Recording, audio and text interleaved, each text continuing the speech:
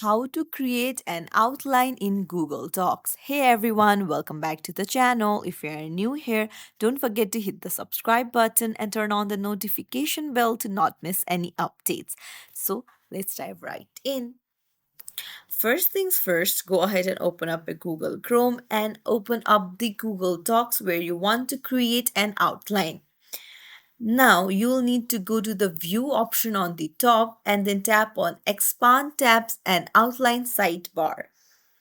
Now you can see navigation pane open up. So now to populate it, what you need to do is you need to separate the headings. So I want to turn this nature into a heading. So I'll select this and then I'll go to normal text and then change it into heading 1.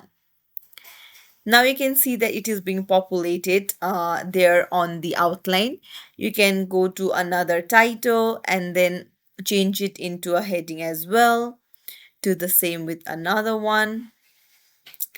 And then you can see the outline being populated. So you can do this throughout the document to make navigation easier. So if you found this tutorial helpful, don't forget to like and subscribe to our channel for more tips and tricks. Thank you for watching.